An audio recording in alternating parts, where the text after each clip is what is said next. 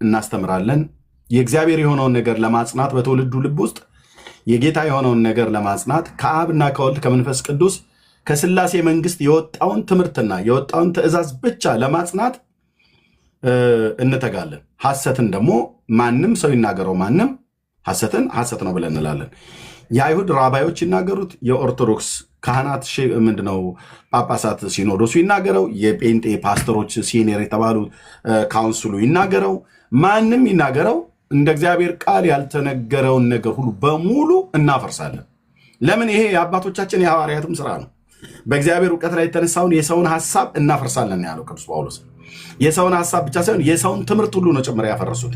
ለምሳሌ ጌታችን ኢየሱስ ክርስቶስ የሰውን ትምህርት ከአይሁድ አስተምሮት ውስጥ አፍርሷል።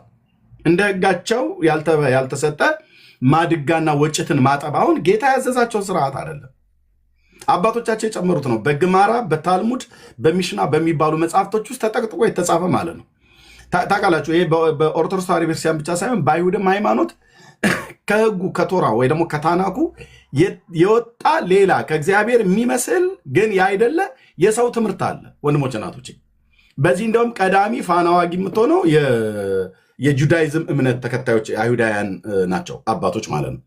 ይሄ እንደዚህ የሰው ትምህርት ከዚህ በፊት የነበረው መቼ ነው ብላችሁ ካላችሁ በተለይ በሃይማኖቱ ቤት በነቢዩ በኢሳይያስ ዘመን ነበረ። ከዛም በፊት ነበር፣ ግን በነቢዩ በኢሳይያስ ዘመን ላይ ቆመን ይሄ ማለት የዛሬ 2700 ዓመት ላይ የሰው ስርዓት የሆነ ትምህርት ነበር።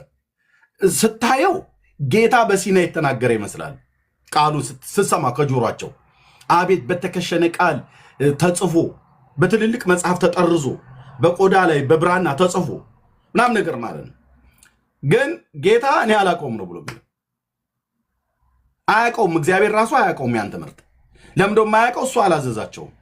ለዚህ ነው በነቢዩ በኢሳይያስ አፍ ሲናገር የዛሬ 2700 ዓመት ላይ ቆሞ ይህ ህዝብ በከንፈሩ ያከብረኛል አለ። በከንፈሩ ሲያከብረው እስራኤል አይጣል። ልክ አሁን አንዳንድ ክርስቲያኖች ኢየሱሴ ብላ እንደምትለው ማለት ነው። ኦኬ ጥሩ ነው፣ አቆላምጣ ጠራችሁ ከደስታ የተነሳ እንላለን። ማለቱ ክፋት የለውም፣ ኃጢአትም አይደለም። ስሙን አቆላምጦ መጥራት አይደለም ኢየሱስን መውደድ። የሚወደኝ ቢኖር ነው ያለው ጌታ። ስሜን አቆላምጦ ይጠራዋል አላለም። የሚወደኝ ቢኖር ትእዛዜን ይጠብቃል ነው ያለው። አባቴም ይወደዋል፣ ወደ እርሱ እንመጣለን፣ በእርሱ ዘንድ መኖሪያ እናደርጋለን። ትእዛዜን ይጠብቃል። ኢየሱስ እወድሃለሁ ውስጤ እስኪቃጠል ድረስ ምናምን ብለህ ብትል ቴንኪው። በእንደሱ አይነት መውደድ ጌታ እንድትወደው ነው የተጠራው። ምክንያቱም ህጉም እንደዚሁ ነው ብሎ የሚለው ጌታ አምላክን በፍጹም ልብ በፍጹም ነፍስ ውደድ ተብሎ ስለተባለ። ግን የሚወድ ሰው እስራኤል እግዚአብሔርን የሚወድ ከሆነ ማድረግ ያለበት ትእዛዙ ነው መጠበቅ ያለበት። ክርስቲያን ጌታን የሚወድ ከሆነ ትእዛዙ ነው መጠበቅ ያለበት። የጌታ ትእዛዞች ምንድን ናቸው? የጌታ ትምህርት ምንድን ነው? እሱ በኋላ ላይ እንመጣለን። በኦርቶዶክስም ሃይማኖት ሂድ ይመጡልና እነንትናን እኮ እንደዚህ ታደርጋላችሁ፣ ለእነንትናም ትሰግዳላችሁ፣ ለእነንትናም ታጥናላችሁ፣ ለእነንትናም ትዘምራላችሁ፣ ለእነንትናም ታሸበሽባላችሁ። ማኛ ኧረ እኛ አንድዬ መድዬ ይሉዋል። ደግሞ ይመጡና ማለት እዛም ቤት ደግሞ ሲያቆላምጡት ጌታን አንድዬ የተባለው ጌታን ነው። መድዬ ማለት ተቆላምጦ ሲጠራ መድኃኔዓለም ነው። ኧረ እኔ አንድዬ መድዬ ምስክሬ ነው ትለናለች። ትመጣና ግን አንድዬ መድዬ ያዘዘውን ትምህርት ግን አይሰሙም። አንድዬ መድዬ ባዘዘው ትምህርት ላይ አይጸኑም። አንድዬ መድዬ የአስተማረውን የጸሎት ትምህርት አይቀበሉም። አንድዬ የተባለው አንዱ ጌታ ነው አይደል? ኦኬ ቴንኪው አንድዬ እንለዋለን። አዎ ኦኬ መድዬ ብለሽ ያልሽው መድኃኔዓለም ነው አይደል? አዎ መድኃኔዓለም ኢየሱስ ክርስቶስ ነው። ታዲያ እሱ ያዘዘውን መድዬ ብለሽ አቆራምጠሽ ጠርተሽው እሱ ያላዘዘውን ትምህርት እዚሁ እጅ ከፍንጅ በቅዱስ ልጅህ ያስተማርከን ትምህርት ይህ ነው፣ ቅዱስ ልጅ እንዳስተማረ እንዲህ እንጸልያለን ብሎ አባታችን ሆይ በሰማያት የምትኖር ስምህ ይቀደስ መንግሥትህ ትምጣ ብሎ የሚለውን ከጨረሳችሁ በኋላ ለዘላለሙ አሜን። በቃ ዘጋ። ጌታ ጨረሰ። ከዛስ ዝም ነው ማለት ያለብህ። ከዛ ቀጥሎ ምን አሜን ካልክ በኋላ ዝም ነው ማለት ያለብህ። ትንፋሽ ወስደህ ሌላ የሰው ስርዓት ትምህርት ልጨምር ልትቀጥል አትችልም። እመቤታችን ሆይ ትምህርትን ማን ያስተማራችሁ? ጌታ ኢየሱስ፣ ሐዋርያቱ፣ የቤተክርስቲያን አባቶች፣ የብሉይ ኪዳን ቅዱሳት ነቢያት፣ መላእክት ማን ያንሾካሾከባችሁ ኦርቶዶክሳውያን ወገኖቼ? እመቤታችን ሆይ እመቤታችን ማርያም ሆይ በመልአኩ በቅዱስ ገብርኤል ሰላምታ ሰላም እንልሻለን ብለህ ትላት የት አግኝታት ነው ሰላምታ የምትሰጣት? ገብርኤልና እኮ እሷ እኮ ስለተገናኙ ነው።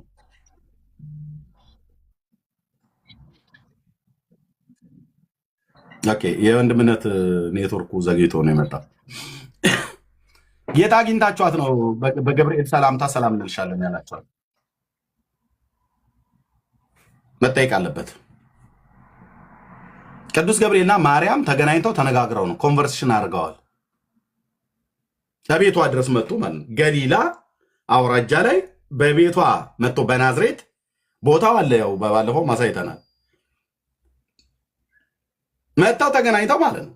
የእግዚአብሔር መልአክ መሆኑ መጥቶ ነግሯት፣ እሷም አይታ ከንግግሩ በጣም ደነገጠችና ይለ እየተነጋገሩ ነበር።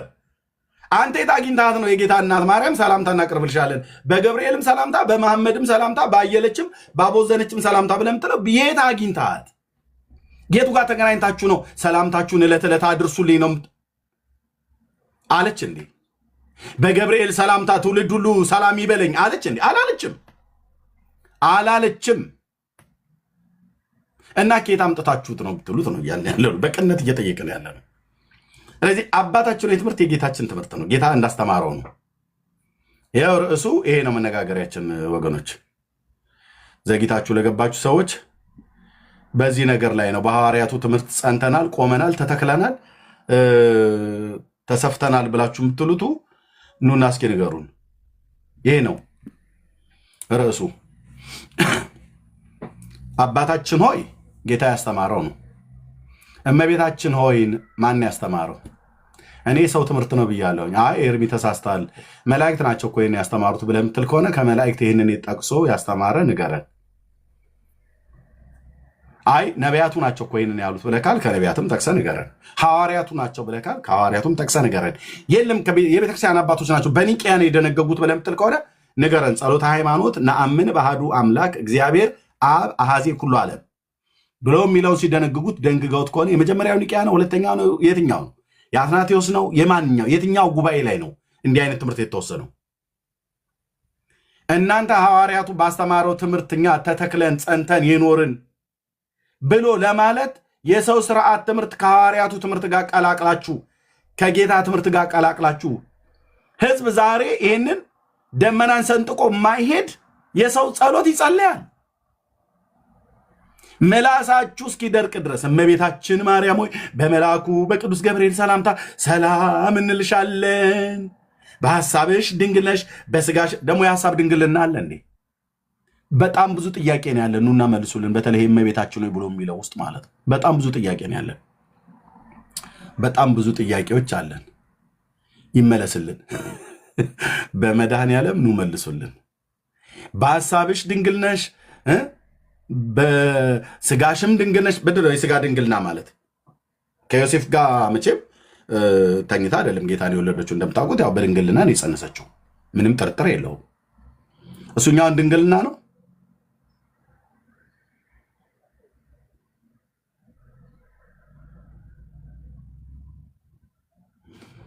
ከተወደደው ልጅሽ ከጌታችን ከመድኃኒታችን ከኢየሱስ ክርስቶስን ይቅርታና ምሕረትን ለምኝልን ማለት በጣም የሚገርመው አባታችን ሆይ ብሎ በሚለው ጸሎት ውስጥ ግን እኮ የለመነው ሰውዬ እኮ ነው። አሁን ደግሞ ለምኝልን ብሎ የሚለው እኛም የበደሉን ይቅር እንደምንል በደላችንን ይቅር በለን ብለህ ለምነዋል እኮ ከጥቂት ደቂቃ በፊት ወይ ከጥቂት ሰከንድ በፊት። አሁን ደግሞ ኃጢአታችንን ያስተሰርይልን ዘንድ ይቅርታና ምሕረትን ለምኝልን። አንተ ለምነህ የለ እንዴ? የለመንከው እንደተሰማልህ ካመንክ የለመንከው አካል ጸሎትን የሚሰማ ጌታ እንደሆነ ካመንከው ሰምቶም ደግሞ የሚመልስ አምላክ መሆኑን ካመንከው ምን ይሁንልኝ ብለህ ነው እዚህ ደግሞ ለምኝልኝ ብለህ የምትለው? የሰው ስርዓት የሆነ ትምህርት ከጌታችን ከኢየሱስ ክርስቶስ ትምህርት ጋር ተሰፍቶ እኩል ለኩል የተሰጠ ትምህርት ነቴ ነው የምላችሁ። ፎቃቃ የሆነ ትምህርት ማለት የሰው ስርዓት ትምህርት በኢሳይያስም ዘመን በለው በእኛም ዘመን ፎቃቃ ትምህርት ነው። ጌታ አያውቀው። ይህ በከንፈሩ ያከብረኛል፣ ልቡ ግን ከኔ በጣም የራቀ ነው። በሰው ስርዓት በሆነ ትምህርት በከንቱ ያመልኩኛል ብሎ ኢሳይያስ ስለ እናንተ ትንቢት ተናገራላቸው። ማቴዎስ 15 ላይ ሲናገር ጌታ ማለት ነው።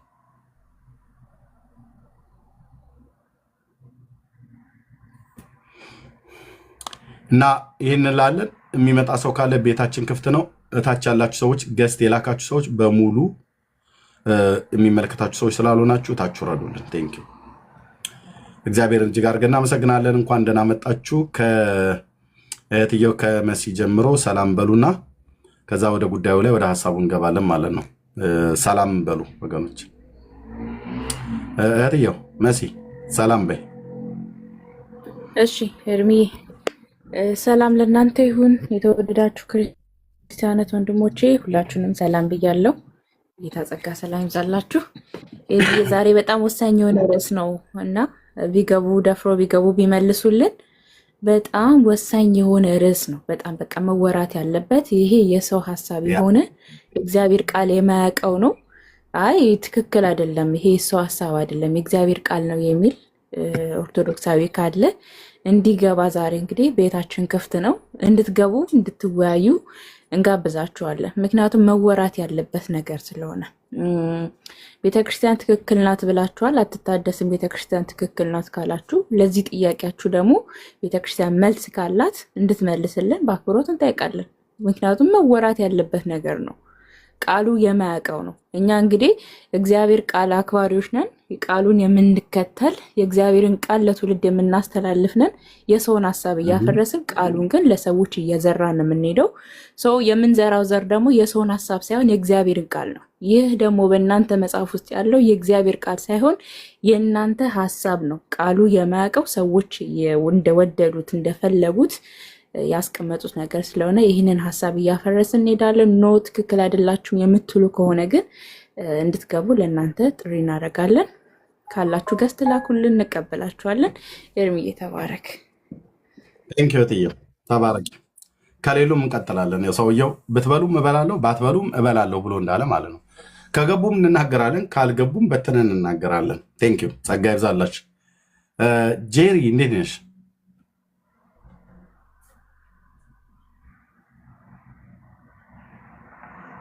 ጄሪ አለሽ? እሺ ጄሪ የለችም። እሺ ቢኒያ ወንድምነት እንኳን ደህና መጣ። ሰላም በል። እሺ ወንድሜ ኤርሚዬ እንኳን ደህና ቆየኝ። እንዴት አላችሁ ቤተሰቦች?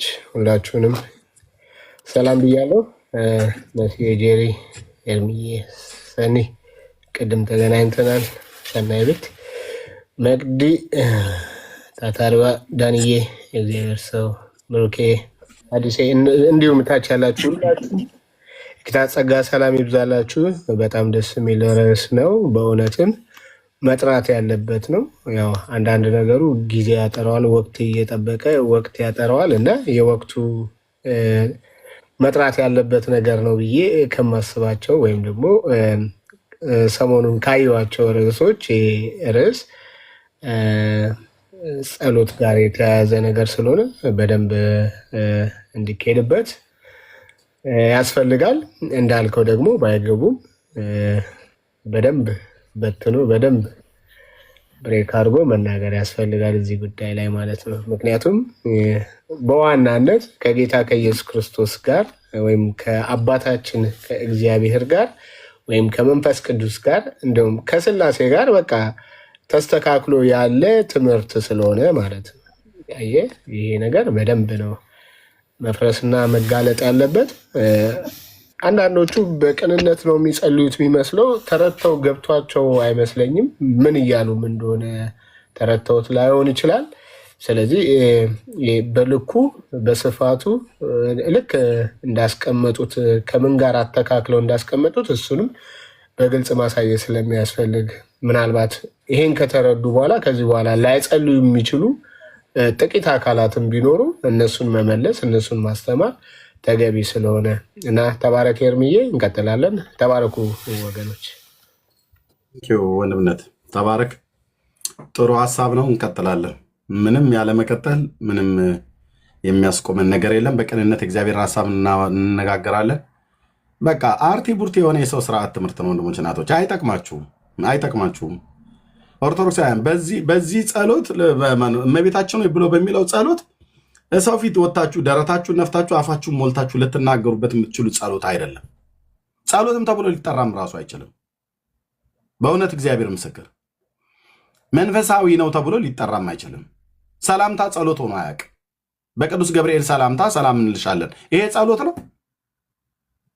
ሰላምታና ጸሎት እንኳን ራሱ የተምታታበት ህዝብ ማለት ነው። በቃ ማንም መጥቶ ይጽፋል። ከየት ነው ያመጡትም አይጠይቁም። በብሉይ ኪዳን ነቢያት ትምህርት ውስጥ ይሄ ትምህርት አይታወቅም። በአዲስ ኪዳን ሐዋርያት ትምህርት ውስጥ ይሄ ትምህርት አይታወቅም። ጌታችን አላስተማረው። የቤተ ክርስቲያን አባቶች በኒቅያ የሚሆንም በኤፌሶን በቁስጥንጥንያ የሚሆን በኬልቄዶን በካርቴጅም ጉባኤ ላይ አልተደነገገም። እመቤታችን ሆይ የሚል ጸሎት የለም። ወንድሞች እናቶች፣ በቤታችሁ አውሯቸው፣ ለዘመዶቻችሁ ንገሯቸው። እንዲህ የሚባል ጸሎት የለም። እንዲህ የሚባል ጸሎት የለም ወገኖች፣ እንዲህ የሚባል ጸሎት የለም። አለ ብለው ካሉ ግን እስኪ መጥተው ይንገሩን፣ እንወቅ፣ እንጠይቅ። እኛ እንጠይቅ፣ እነሱም ይንገሩን። እነሱም ይጠይቁን፣ እኛም እንንገራቸው። የለም እና እንላለን። ተባረኩ። ሰኒ የሰላም በይ። ከዛ መቅዲ፣ ከዛ ወንድሞች አሉ፣ ዳንዬ፣ እንደዚህ ዲያቆን አዲስ ብርኬም አሉ። ሰላም ካሉ በኋላ እንቀጥልበታል ሀሳቡ ላይ። ሰኒ የሰላም በይ። ቴንኪ ወገኖች። ኦልሞስት 8,000 አድርሳችሁታል። 2,000 ብቻ ይቀራል። 10,000 ከሞላችሁት ከዛ ታብታቡ ላይ እንሄዳለን። ኮፒሊንኩ ይበቃል ማለት ነው። እሺ እህትየው፣ እሺ ሰላም ብያለሁ። እግዚአብሔር እንኳን ጸጋ በዛልህ። ሰላም ደግሞ እንኳን ሆንክ፣ እንኳን ተመለስክ። ደስ ብሎናል ስላየነህ።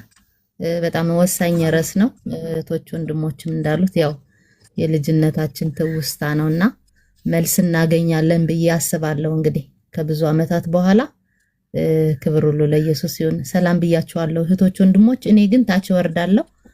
ያው ታውቃለህ ሊደወልም ስለሚችል እኔ ታች ሆኜ እናገለግላለን። ተባረኩ፣ ቀጥሉ። እሺ ቴንክ ዩ ሰኒ፣ ተባረኪ፣ ጸጋ ይብዛልሽ። መቅዲ ሰላም በይ። ኤርሚ እሺ፣ ሰላም ላንተ ይሁን። የጌታ ሰላምና ጸጋ ይብዛልህ። ተባረኩ ወንድምነት፣ ተባረኩ። እዚህ ያላችሁ ቅዱሳን ወንድሞች እህቶች፣ ጌታ ኢየሱስ ይባርካችሁ። በጣም አሪፍ ጥያቄ ነው ይዘህ የመጣው ኤርሚዬ። ዳጌ ፌስቡክ ላይ አስቀምጦት ነበርና አባታችሁ ነው የሚለውን ጌታ ኢየሱስ እንዳስተማረ የማርያምን ግን ከየት እንደመጣ ዳጊም ጥያቄ አስቀምጦ ነበርና አይቼው ነበረ ዛሬ።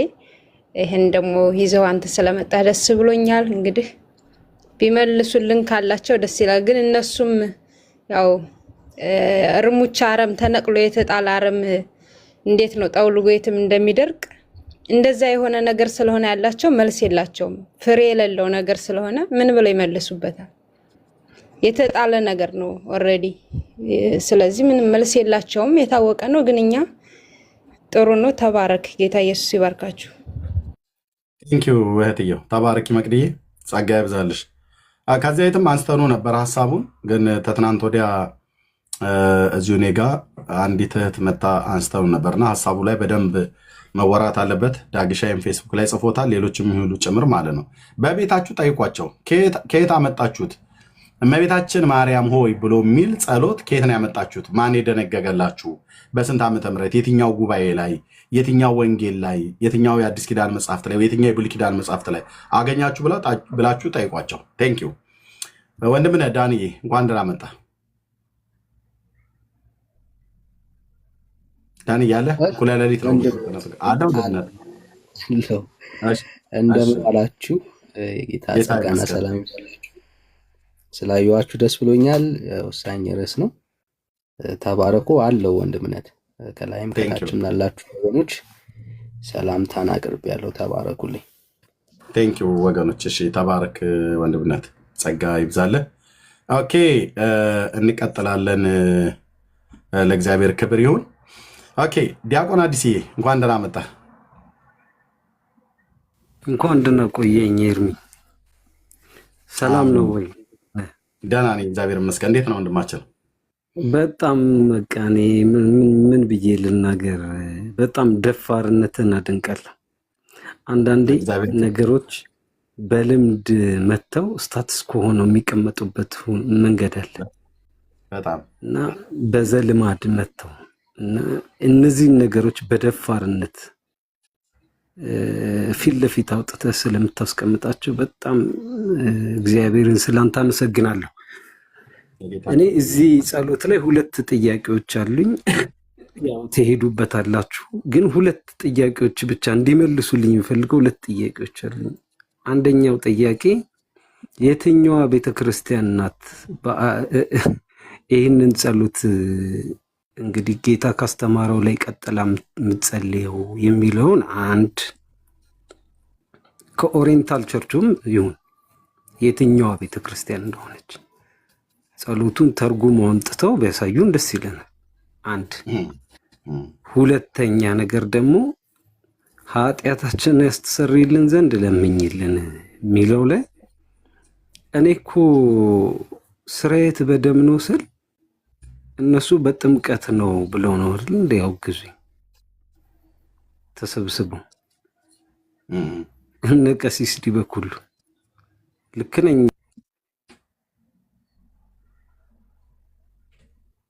ወገኖች አላችሁ?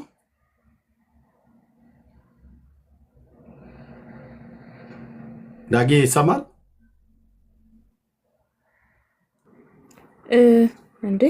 ማን ነው የኔን ድምጽ ብቻ እንትን ያለ? ኤርሚ ይሰማል? የኔ ወገኖች ኤርሚ ይሰማል? የኔ ይሰማል? የኔ ይሰማል? ኤርሚ ጋይስ የኔ ድምጽ ይሰማል? የሆነ ሞዴሬተሮች ናቸው ወይ? ኤርሚ ሞዴሬተር ነው የሆነ ሞዴሬተሮች ነካክቶታል ገስቱን።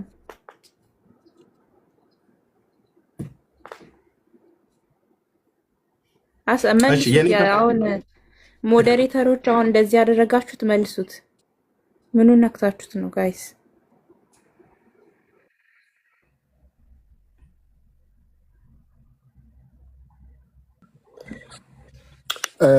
የሆነ ሰው ነካክቶታልና ደቂቃ ይቀያየራል። በዚህ መሆን አይችልም። አንተ ነው የምታስተካክለው። እንትኑን ከገስት መቀበያ ጎን ያለውን እሱን ንካውና እንትን አድርገው። ምንድነው ከገስት መቀበያ ጎን ያለው? እቺ 4 ማዕዘን ነገር አለች። ይሄ ሰዓቱ ማን ይሄንን ማይኬንም እኮ መክፈት አልቻልኩም። ምን ይጀራል? ተስተካክሏል። አሁን ተስተካክሏል። ምንድን ነው ሞዴሬተሮች ታይም ሰጡትና አንድ ሰው እንዲናገር ሌላውን ሚውት አደረገ። አስተካክየዋለሁ። ኤርሚ ሞዴሬተሮች ብቻ እንዲናገር ሆነ። ኦኬ ቴንክ ዩ። ሞዴሬተር ነክቶታል የሆነ ሰው ማለት ነው። እሺ ልቀጥልና አንዱን ጥያቄ እንግዲህ እሺ ዳኒ ይቅርታ። እሺ አንደኛው ጥያቄ ጠይቀ ነበር ዲያቆን አዲስ። አንደኛውን ጥያቄ ጠይቄ ያለው ያው ከየትኛው ኦሪየንታል ቸርች ይሄ ጸሎት እንዳለ ቢመልሱልን። ሁለተኛው ጥያቄ ደግሞ ኃጢአታችንን ያስተሰርይልን ዘንድ ለምኝልን። ስርየት በደም ነው ብለን በደም አይደለም በጥምቀት ነው በውሃ ነው አሉ። እዚህ ጋር ደግሞ በልመና ነው ይላል። ኃጢአታችንን ያስተሰርይልን ዘንድ ለምኝልን። ይሄንን 3 ነገሮች እንዴት እንደሚያስታርቁልን ገብተው ይሄንን ቢያስረዱን ደስ ይለኛል። እና ሁለተኛ ቦታ ከሌለ ታች ለመሆን ዝግጁ ነኝ። አረ ቦታ አለ፣ ቦታ አለ። መምህር አዲስ አንተማ ቦታ አለ። እንደውም ወንድምህ ቢገባ ጥሩ ነበረ። ወንድማችን ቢገባ እኔ ያለሁበት ቦታ ይገባ። ቅድም እያየሁት ነበረ። ብፁዕ አምላክ ማለት ነው። ኤንዌይ እሺ፣ ጥያቄው እንግዲህ ግልጽ ነው ወንድሞች እናቶቼ። አሁን ነው እንግዲህ እኛንም ልክ እንደዚሁ ቻሌንጅ አድርጉን። የሰው ስርዓት የሆነ ትምህርት ያለንን የፕሮቴስታንቱን በፍጹም እንዳትተኙ ኦርቶዶክሳውያን። እውነቴን ብዬ የምላችሁ የሰው ስርዓት የሆነ ትምህርት ካለን በሙሉ እንደዚህ አውጥታ አደባባይ ላይ አስጣው። በቃ የጌታ ትምህርት ብቻ ነው ጸንቶ መቆም ያለበት። ጌታ ባስተማረው ትምህርት ላይ ማንም ሊጨምር አይችልም። ከጨመረም በቃ እንቀበለው አይገባም እና እንላለን። ብርክዬ ሰላም በል። ከዛ ዳግሻ እንደዚህ ያልን እንሄዳለን። ተባረኩ። ብርኬ ያለህ ወንድምነት ሰላም በል። እሺ እሺ ሰላም ብያለሁ ሁላችሁንም ቅዱሳን። ኤርሚዬ እንኳን ደህና መጣክ፣ ስላየው ደስ ብሎኛል። ከእግዚአብሔር ከአባታችን ከጌታም ከኢየሱስ ክርስቶስ ጸጋ ሰላም ከሁላችሁ ጋር ይሁን። እንግዲህ 10,000 ደርሰናል። ሼር ታብታብ ማድረግ ግን መርሳት የለብንም። ምክንያቱም በምን ያህል ደረጃ ሪፖርት እንደሚደረግ ታውቃላችሁ። ያው ሰምታችኋል አይታችኋልና ሁላችሁም ሼር ኮፒ ሊንክ አድርጉ፣ ታብታብ አድርጉ፣ አብራችሁ አገልግሉ። ተባረኩ።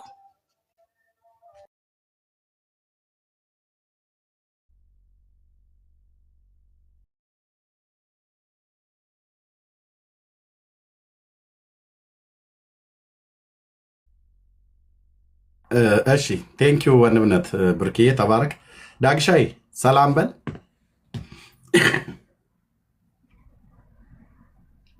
ሰላም ማለት የምችልበት ቦታ ካለ ዳግዬ። እሺ ዳጊ የለም። ኪያ ሰላም በይ። ከየት ቤተ እምነት እንደሆንም ነገረሽን። እንግዲህ የምንነጋገርበት ይሄ ርዕስ ነው። ተትናንት ወዲያ ከዛሬ ስንት ጊዜ በፊት አንስቸው ነበረ። የሚመጣ የለም ግን ከትናንት ወዲያ አንስቸው በዚህ ቤት ላይ ተነጋግረንበታል ከተወሰኑ ሰዎች ጋራ። ጥያቄ የሚመልስልን ካለ ኦርቶዶክስ በሐዋርያቱ ትምህርት ላይ ከሆነ ያለችው እኛም በሐዋርያቱ ትምህርት ላይ ያለን ብለን እንላለን።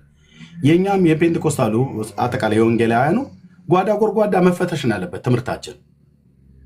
ልትተኙ አይገባም ኦርቶዶክሳውያን ወገኖች። በእውነት እኮ ነው ብዬ የምላችሁ። ዝም ብሎ ማዶ ለማዶ መናፍቃን ምናምን ነገር እያሉ ማለት አይደለም። በርብሩ፣ ፈትኑ፣ አውጡ፣ ለህዝብ አጋልጡ። ከሰው ስርዓት የሆነ ትምህርት ትውልዱን ፍቱት። እኛ ጋር እንደዛ አይነት ትምህርት ካለ ማለት ነው፣ የሰው ስርዓት የሆነ ትምህርት ካለ ኦኬ። ልክ እንደዚህ ሁሉ ደግሞ እኛም በኦርቶዶክስ ላይ በካቶሊክም በአይሁዳውያንም ላይ እንደዚሁ አደርጋለሁ። በተለይ ና አይሁዳውያን ላይ እና ኦርቶዶክሳን ላይ ታርጌት እሰራለሁ። ኦኬ። ይህንን ጸሎት ማን ነው ያስተማረው? እመቤታችን ሆይ ብሎ የሚለውን ጸሎት ማን ያስተማረው? አባታችን ሆይ የጌታችን ጸሎት ነው። ወንጌሉ ይነግረናል። አራቱም ወንጌላት ሶስት ወንጌላት ተመሳሳይ ወንጌላት ማቴዎስ፣ ማርቆስ፣ ሉቃስ ነግረውናል።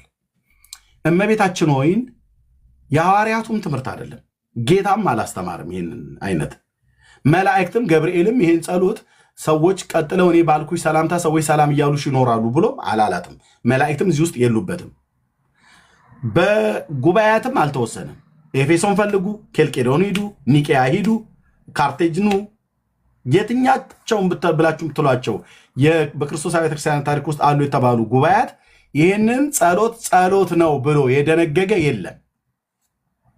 የኢትዮጵያ ኦርቶዶክስ ከየት አምጥታው ነው እመቤታችን ሆይ ብሎ የሚለውን ጸሎቱን የገባው ነው እያልን ያለንና ይሄ ነው ርዕሱ። በዚህ ነው የምነጋገረው። መምጣት የሚችል ሰው ካለ መምጣት ይችላል። ኪያ ሰላም በይ።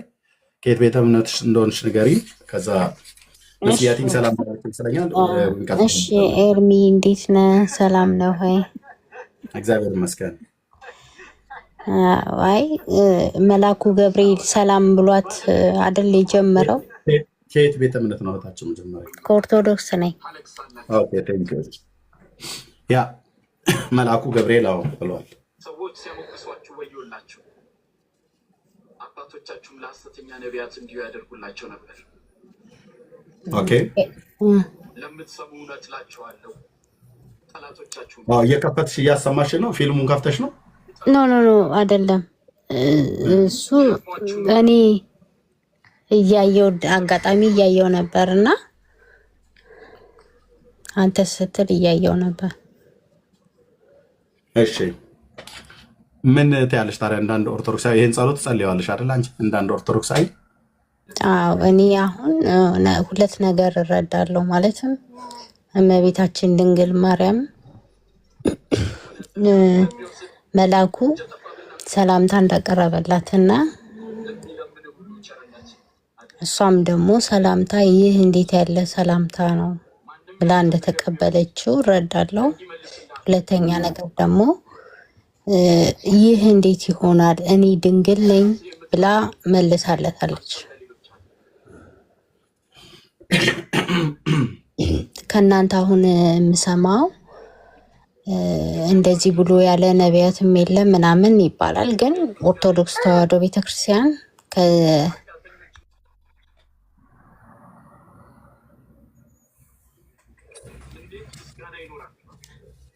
ኪያ ይሰማሻል? ኃጢአተኞችን ያደርጋል። ኪያ ይሰማሻል? እየተጫወተች ነው እንዴ? ጋይስ ሀሳቧ ፊልሙ ጋር ነው። ፊልሙን ትላ ታዲያ እኔ እኮ ጥያቄውን የምትመልስ መስሎኝ ነው። አውቃን የወረደችው ወይስ አስወርዳችኋት ነው? እኔ ጀማ እንዳስወረዳት ግን ወረደች። ኦኬ እሺ ያሉ ሮድኩም የሚያስወርደውኝ ነው። እሺ ችግር የለም። እንትኑን ፈልገሹ ነው። እዛም ቲቪው እያወራ አንቺ እዚህ እያወራ እኔ ሌሎች ልጆች እያዩ ነው፣ እኔ አይደለሁም። ኦኬ ጥያቄሽ? እሺ እኔ አሁን ጥያቄ ማለት ነው አሁን አንተ ባልከው ላይ ማለት ነው እኔ ማለት ከርዕስም ጋር ይገናኝ አይገናኝ አላውቅም። ሁለት ጥያቄ ልጠይቅ፣ ፈቃደኛ ነህ? የእኛን ጥያቄ እዚህ ተቀምጦ እሺ በቃ እኔ ጥያቄ የእኛ ጥያቄ እዚህ ተቀምጦ እንደ አንድ ኦርቶዶክሳዊ አንቺን ጸሎት ጸልያለሽ ብዬ ስልሽ አዋልሽ ለሱ ጥያቄ መልስ ትሰጭናለሽ ብዬ ስልሽ መልአኩ ገብርኤል ከማርያም ጋር እንደተነጋገረ ነገርሽን። እኛ እኮ እሱ አላጣንም እህታችን ኪያ። መልአኩ ገብርኤል ከማርያም ጋር አልተነጋገርም ብሎ የሚል ጴንጤ ካለ አስገቡትና እንጠይቀው እኮ። ሰላምታ ላንቺ ብሏት ነው የጀመረው አይደል? አዎ ሰላምታ ላንቺ ይገባል ብሎ አላት አይደል? አዎ እኮ አሁን ጸሎቱንም ብታየው ሰላም አባታችን በሰማይ የምትኖር ብሎ ይጀምርና መጨረሻው ድረስ ልበለው ልጨርሰው ነው። ችግር የለም ትጨርሻለሽ ከፈለግሽ። ማን ነው ይሄንን ጸሎት ነው ብሎ የደነገገላችሁ ነው? እኛ እኮ ጥያቄያችን እህታችን ኪያ እንጂ እኮ እኛ ያው መጽሐፍ ቅዱስ ብቻ አንልም፣ አባቶችም ስለምንል አባቶቻችን ነው ብዬ ነው የማስበው። እሺ ጸሎቱን በይውና እስኪ ጸሎት ብለሽ የምትይውን እመቤታችን የሚለውን በይውና ከዛ ጥያቄ እንጠይቅሻል። ከመጀመሪያው ልጀምረው ትቻለሽ። እሺ አባታችን ሆይ በሰማይ የምትኖር ስምህ ይቀደስ፣ መንግስትህ ትምጣ፣ ፈቃድህ በሰማይ እንደሆነች እንዲሁም በምድር ትሁን። የዕለታችንን ስጠን ዛሬ፣ በደላችንን ይቅር በለን እኛም የበደልን ይቅር እንደምንል፣ አቤቱ ወደ ፈተና አታግባን ከክፉ ሁሉ አድነን እንጂ መንግስት ያንተ ናትና ኃይል፣ ክብር፣ ምስጋና ለዘላለሙ አሜን። እመቤታችን ቅድስት ድንግል ማርያም ሆይ ከመልአኩ ከቅዱስ ገብርኤል ሰላምታ ሰላም እንልሻለን። በሀሳብሽ ድንግል ነሽ፣ በስጋሽም ድንግል ነሽ። አሸናፊ እግዚአብሔር እናት ሆይ ሰላም እንልሻለን።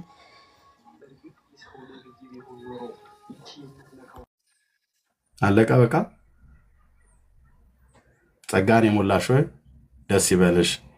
ልጨርስልሽ ነው። ልዑል እግዚአብሔር ከአንቺ ጋር ነውና ከተወደደው ልጅሽ ከጌታችን ከመድኃኒታችን ከኢየሱስ ክርስቶስ ጋር ስለሆንኩኝ ነው። ከጌታችን ከመድኃኒታችን ከኢየሱስ ክርስቶስም ዘንድ ይቅርታና ምሕረትን እንደምኝልን ኃጢአታችንን አሰሪልን ዘንድ ለዘላለሙ አሜን እንላለን። የላኛውን ጸሎት አባታችን ሆይ ብሎ የሚለው ማን ነው ያስተማረው? ኪያ ክርስቶስ። እመቤታችን ማርያም ሆይ ብሎ የሚለውን እመቤታችን ሆይ ብሎ የሚለውን ጸሎት ማን ያስተማራችሁ? ያው እንግዲህ አባቶች ይሆናሉ ብዬ ነው የማስበው እንጂ አታውቂውም። ማን እንዳስተማራችሁ አታውቂውም? እኔ ጥልቅ ብዬ ስለ ቤተክርስቲያኑ ትምህርት አላውቅም። በእርግጥ እሺ፣ እዚህ ውስጥ ያሉ የሚያውቅ እና እመቤታችን ማርያም ሆይ በመልአኩ በቅዱስ ገብርኤል ሰላምታ ሰላም እንልሻለን ብሎ የሚለውን ጸሎት ነው ብሎ ያስተማራችሁ ማን ነው? ሐዋርያት፣ መላእክት፣ ነቢያት፣ ጌታ ወይስ የቤተክርስቲያን አባቶች በጉባኤ በኒቂያ፣ በኬልቄዶን፣ በእስክንድሪያ፣ በቁስጥንጥንያ፣ በኤፌሶን፣ በየትኛው በካርቴጅ የትኛው ጉባኤ ላይ ነው? ግን ኤርሚ ከመጽሐፍ ቅዱስ ውጭ ቃል አይደለም አይደል? ቃሉ ከመጽሐፍ ቅዱስ ውጭ የሆነ ቃል ነው። መልአኩ ሰላም አላላትም እመቤታችን? መልአኩ ሰላም ያላትን ጸሎት ነው መልአኩ ጸለየ እንደ ወደ ማርያም። እናንተ እኮ ጸሎት ነው የምትሉት። የእሱን ሰላምታ እናንተ ጸሎት አድርጋችሁታል። አይ ሰላም ብሎሻል ነው ምንለው። እኛ መቼ ሰላም አላላትም? ይኸውልሽ እኛ መልአኩ ከማርያም ጋር ማርያም ከመልአኩ ጋር አልተነጋገረችም ያለ ጴንጤ የለም የለም። መልአኩ ሰላም ያላትን እኛ ጥያቄ የለንም እሱ ላይ። ይኸውልሽ የጌታ እናት መሆኗን ድንግል ሴት መሆኗን በድንግልና ጌታን እንደጸነሰች በድንግልና አልወለደችም። እሱ የኦርቶዶክስ ታሪክ ነው። በድንግልና ግን ጸንሰዋለች። ኦኬ በድንግልና ወለደች የሚባለው የኛ የሰው ስርዓት የሆነ ትምህርት ነው። የኦርቶዶክስ አርቲቡርት የሆነ ትምህርት ነው። ግን ድንግል ሴት መሆኗ ላይ ጥያቄ የለንም። ጌታም በድንግልና እንደወለደች ጥያቄ የለንም። ኦኬ ማን በድንግልና እንደጸነሰች ጥያቄ የለንም። መልአኩም ሰላም እንዳላት ጥያቄ የለንም። እሷም ከመልአኩ ጋር እንደተነጋገረች ጥያቄ የለንም። የእኛ ጥያቄ መልአኩ ሰላምታ ብሎ ይገባሻለን ብሎ ያላትን የማርያምንና የመልአኩን ንግግር ጸሎት ብሎ የሰየመላችሁና ያስተማራችሁ ማን ነው እያልን ያለነው። ጸሎት እኮ ሳይሆን አሁን ለምሳሌ ማለት ነው አሁን እንትን እንኳን ብትሄድ በተራኛ እንኳን ብትሄድ በምንኛ ብትሄድ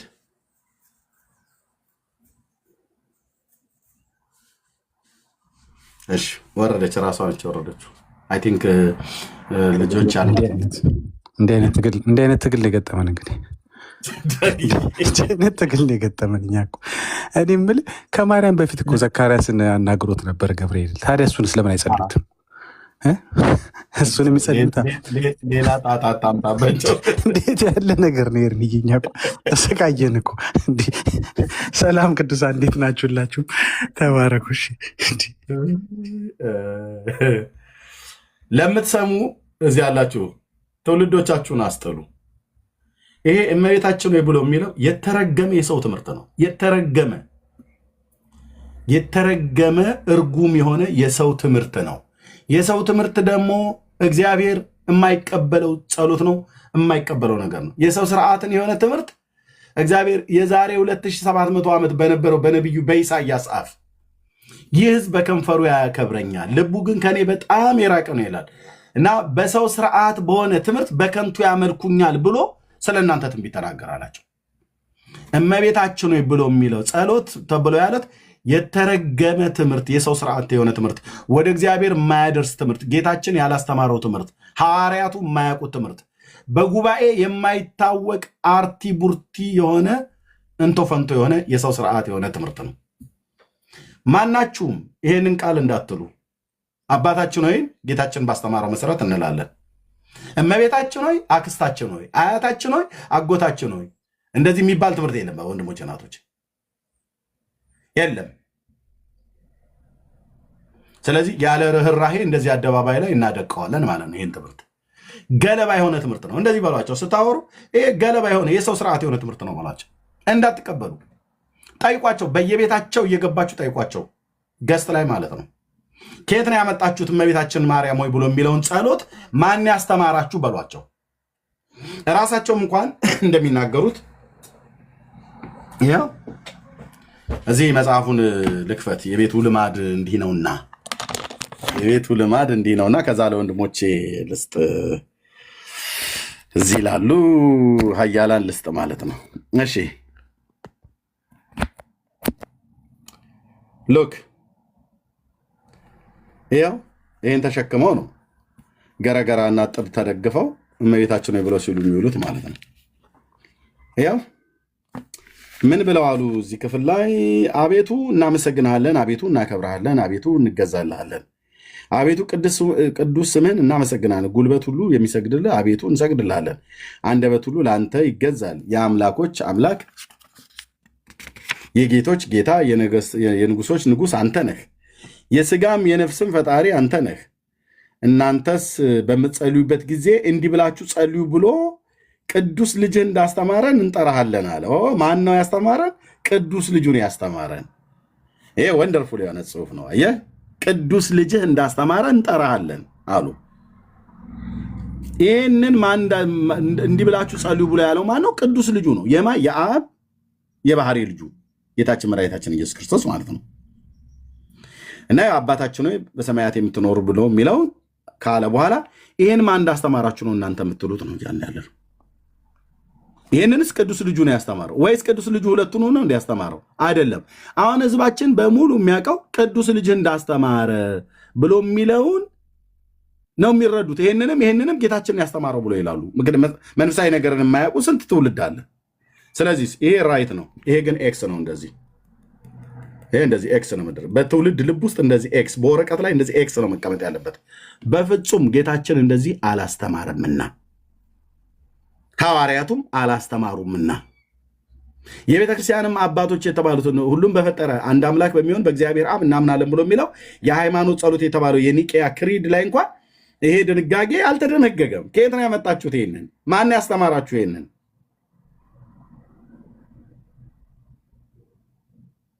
ይሄንን ቤት አትረግጡትም። ቢሃይንድ ባይ ተደብቀ ትሰማለህ። እዚህ ከፍ አድርገው እስኪ ኤርሚ እዛ ጋር ምንድን ነው ወደ ቀኝ ጸሎቱ ኤክስ ያረክበት ጋር ምን ይላል? ሲጨርስ ምን ይላል? አሜን ኃጢአታችንን ያስተሰርይልን ዘንድ። ለምን ያስተሰርያል? ራሱ አይሰሪም እንዲ? አማላጅ አይደለም እሱ አይደለ? አማላጅ መሆኑ አይቀበሉም እነሱ አይደል? አማላጅ ካልሆነ ለምን ያስተሰርያል? ይሰርይልን ዘንድ ነበር መሆን ያለበት። ኦርቶዶክስ እኮ ውስጡን አምና እኮ ያርሰው ኤርሚዬ ከዚህ በላይ ኃጢአት አያስተሰርይም ነው የምትለው። ራሱ ኃጢአትን ይቅር ይላል ነው አይደል የምትለው? እሱ ቪዲዮ እሰጥሃለሁ። ባይተወይ ዘማርያም ምን አለ መሰለህ አያስተሰርይም። ይሄን ሀሳብ የኦርቶዶክስም ሀሳብ ነው። ይቅር አያስብልም ይቅር ይላል እንጂ ገብቶሃል እኮ ይቅር። እዚህ ጸሎቱ ግን እንደዛ አይደለም የሚለው፣ ያስተሰርያል ነው እኮ የሚለው። ያስደርጋል ማለት ያደርጋል ማለት አይደለም። ያስፈጽማል ማለት ይፈጽማል ማለት አይደለም፣ ለነሱ ማለት ነው። ስለዚህ ያስተሰርያል ካላችሁ እያማለድ ነው ማለት ነው። ይሰርያል ነበር መሆን ያለበት። እሺ ቴንክ ዩ ኤርሚ እንዳታመልጣኝ ነው እንጂ። ኧረ ነገሩን አበለሻሻው ዳጊ። ቆይ ከፈት ማይክ ካልሆነ ታይቶ ወርዳለህ። በገዛ ቆንጭራ ከሆነ እኮ ጸሎታቸው የሊቀ ክህነቱ ስራ እንደቀጠለ ዛሬም በሰማያት እንደሚማልድ አረጋጋጭ ነው ማለት ነው እያልከን ነው። ታዲያ ይኸው ራሳቸው ነው ያሉት። ማን ነው ፈቶ የለቀቀባችሁ? ይህን ቀጥል ኤርሚ እንትኑ ግዕዙ እኮ ከመእስራኤለነ ነው የሚለው። አሁን አማርኛው ላይ ያው ራሱ ይጋጫል። ያስተሰርይልን ዘንድ ከመያስተስርይለነ ማለት ነው ወደ ግዕዝ ስናመጣው። የአማርኛው ራሱ ችግር አለበት። ሌላኛው ነገር ልጠቅሰው የፈለኩት ሰላምታ ግን ጸሎት መሆን ከቻለ ሰላምታ ጸሎት የሚሆን ከሆነ ለምን ኤልሳቤጥ ሰላም ብላት የለ እንዴ? ለምን እሱን ሰላስገቡት? እናንተ ሰው እንዳይገባ ነው እንዲህ እያደረጋችሁ ያላችሁት ቤቴ። አረ እንደዚህ አይነት ጥያቄ አጠይቋቸው ሲገቡ ይሻላል። እስቲ የግሪኩን ጨርሱልን፣ የግዕዙን ጨርሱልን። ልሳን ማናቅ ሰዎች እስቲ ምንድን ነው እያለ ያለው? ይተርጎም። እኔ ሻይ ነገር ሊያዝ ቤቱ ምራው አንተ። እኔ ሻይ ነገር ሊያዝ ዛሬ በጣም ከመእስራኤል ነው የሚለው። ኃጢአታችንን ይሰርይልን ዘንድ ማለት ነው፣ ወይም ደግሞ ኃጢአታችንን ይቅር ይለን ዘንድ ያጠፋ። ከዚህ ደግሞ ያስተሰርይልን ዘንድ ነው ያለው።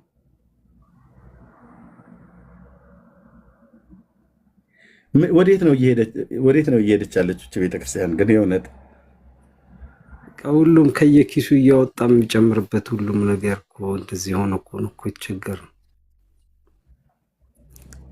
7 ጾም አሉ። አሁን አንድ ጾም ጨመሩ።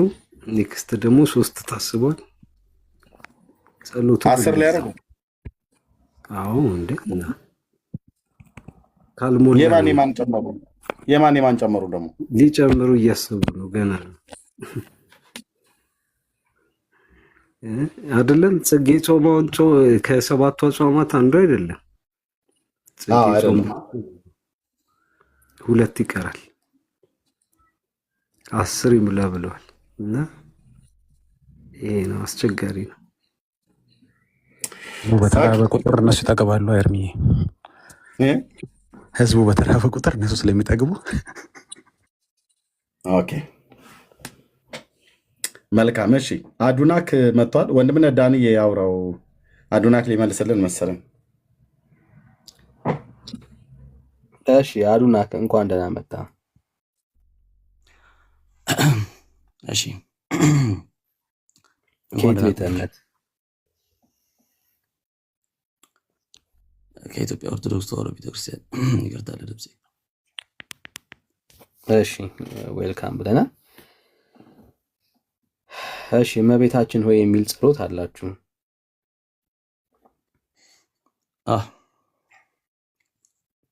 ማን ይሆን ያስተማራችሁ? እሱ ማን ይሆን ያስተማራችሁ? ኦኬ ቤተክርስቲያናችን ስልጣን አላት። ስልጣን ቅድም እህታችን እንደተናገረችው እኛ መጽሐፍ ቅዱስ ብቻ ብለን ማናምን ክርስቲያኖች ስለሆነ በቤተክርስቲያናችን ስልጣን መሰረት የጌታችን መድኃኒታችን ኢየሱስ ክርስቶስ ካስተማረው ጸሎት በአራት ነጥብ ከዘጋን በኋላ ይህንን ጸሎት እናደርጋለን። ያንን ግን በአራት ነጥብ እንዘጋለን። አሁን ትዘጉታላችሁ አትዘጉትም አልነበረም ጥያቄው። ማን ነው ያስተማራችሁ ነው ያልኩት። አሁንም ስለ ቤተክርስቲያን ነው የጠየቅኩትና መጽሐፍ ቅዱስ ላይ ያስተማረ የለም፣ ግን ቤተክርስቲያኒቷ ስልጣን አላት። የምን ስልጣን? መጽሐፍ ቅዱስ ብቻ ብለን ማናምን ስለሆነ ይህ ደግሞ መጽሐፍ ቅዱስ ውስጥ እንዳለ እመቤታችን ቅድስት ድንግል ማርያም ሆይ ብሎ የሚጀምረው ጸሎት እንዳለ ከመጽሐፍ ቅዱስ ውስጥ ድራይቭ የተደረገ ስለሆነ ቤተክርስቲያናችን ባላት ስልጣን ምዕመኖቿ እንዲጸልዩ ተካቷል ማለት ነው። ስለዚህ ግን ለምን ስልጣን ነው ያላት ቤተክርስቲያን? እንደዚህ አይነት ነገሮችን የማድረግ ስልጣን አላት ማለት እግዚአብሔር የማያስተምረውን ቃል የመጨመር ስልጣን አላት እያልከን ያለው? እግዚአብሔር ቃል ቃሉ የእግዚአብሔር ቃል። ቆይ አንድ አዶናኪ ትቀጥላላችሁ ወገኖች። ሼሩን ተዉት። ታብታብ ብቻ አድርጉ። ሼሩ በቂ ነው። 10 ሺህ ያደርሳችሁታል። በቂ ነው። አሁን ሁሉ የምትሰሙኝ ሰዎች ሼሩን ተዉትና እነሱ ያወሩ። ታብታብ አድርጉት። ጸጋ ይብዛላችሁ። ታብታብ አድርጉት። ሌላውን ተዉትና ወገኖች ጸጋ ይብዛላችሁ። ቀጥሎ አዶናክ። እሺ ቤተክርስቲያን ከኪሷ የምትጨምርበትን ሀሳብ ስልጣን ከየት ነው ያገኘችው? እግዚአብሔር ቃል በላይ የሆነችበትን እሱን አይደለም። አሁን ጥያቄው እኮ እሱ አይደለም። ማን ያስተማር ነው አይደል? ጥያቄ ማን ያስተማር አልኩን? መለስኩልህ። በመጽሐፍ ቅዱስ ላይ እኮ አድምጠኛ።